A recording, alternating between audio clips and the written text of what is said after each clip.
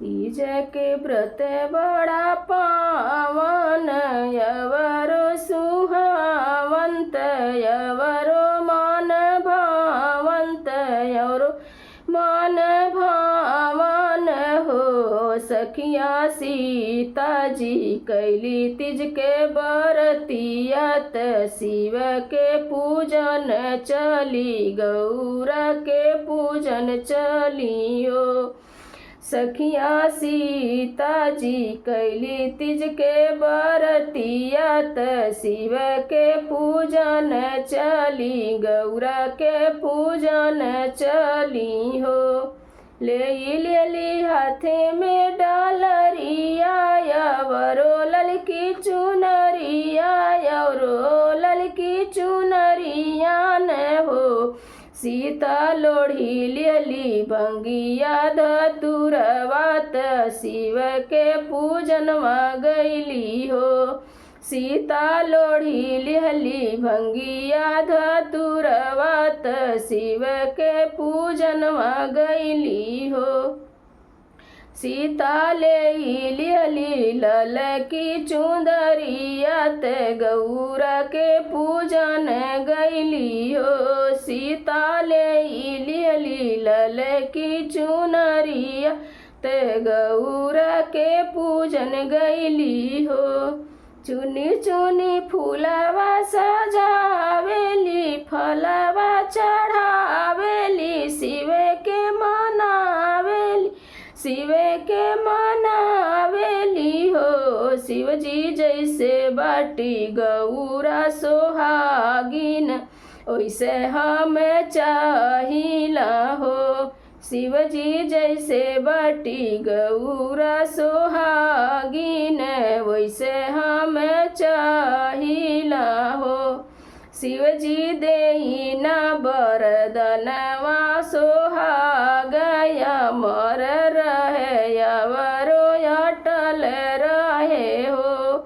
शिवजी देई ना बरदनवा, सोहागया मर रहे, यवरो अटल रहे हो।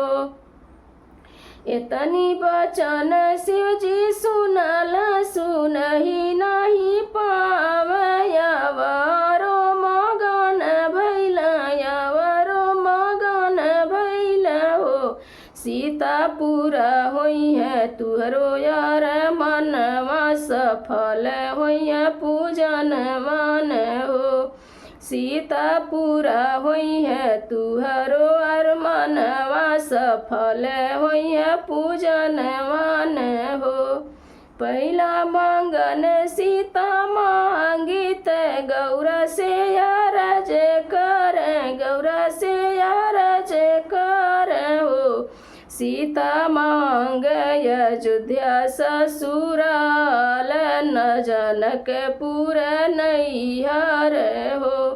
सीता मांग अयोध्या ससुराल, जनकपुर नैहर हो। दूसरा मांगन सीता मांग, शिव से अरज कर, गौरा से अरज कर, गौरा से अरज कर हो। सीता मांग कौशल्या रानी ससुर, राजा दशरथ ऐसन ससुर हो। सीता मांग कौशल्या रानी ससुर, राजा दशरथ ऐसन ससुर हो। तीसरा मांगन सीता मांगत, शिव से अरज कर, गौरा से अरज कर हो। सीता मांगेली संत ऐसन ननद, ननदुइया ऋषि सिद्धि हो। सीता मांगेली संत ऐसन ननद, नंदुइया ऋषि सिद्धि हो।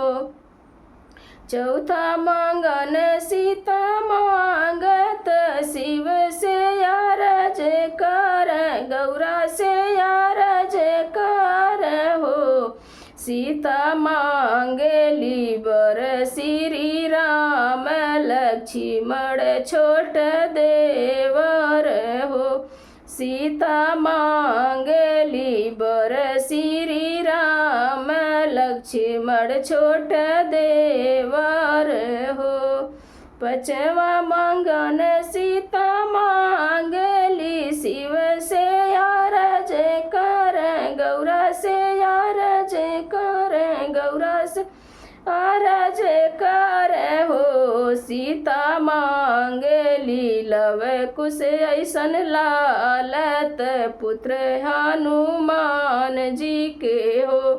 सीता मांगली लव कुश ऐसन लालत पुत्र हनुमान जी के हो।